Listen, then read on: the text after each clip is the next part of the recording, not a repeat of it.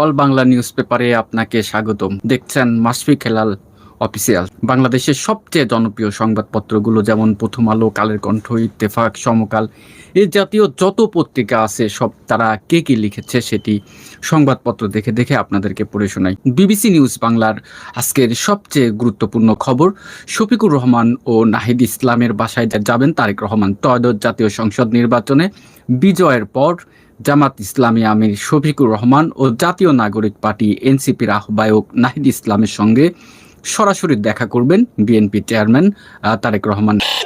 নতুন সরকার দায়িত্ব নিচ্ছেন কবে, এটি কিন্তু বিবিসির পাতায় প্রকাশিত একটি গুরুত্বপূর্ণ খবর হয়েছে। আর একটি ব্রেকিং নিউজ আছে, শেখ হাসিনাকে ফেরানো, ভারতের সঙ্গে সম্পর্ক সহ যেসব বিষয়ে কথা বলছেন তারেক রহমান। বিএনপির নয়া মন্ত্রিসভায় পুরাতনের পাশাপাশি থাকছে নতুন মুখ, এটি কিন্তু বিবিসি বাংলায় প্রকাশিত একটি গুরুত্বপূর্ণ খবর হয়েছে। আরেকটি খবর বণিক বার্তা পত্রিকায় প্রকাশিত হয়েছে, বৈশ্বিক প্রভাবশালী সব দেশেই তারেক রহমানকে অভিনন্দন জানিয়েছেন। শনিবার 14 ফেব্রুয়ারি 2026 এই খবরটি প্রকাশিত হয়েছে।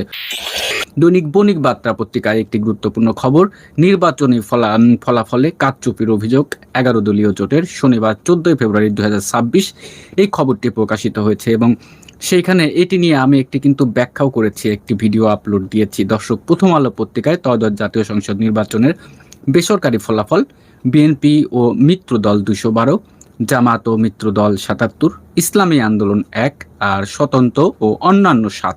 এটি কিন্তু নির্বাচনের ফলাফল আমি আপনাদেরকে প্রথম আলো দেখে দেখে পড়ে শোনাচ্ছিলাম।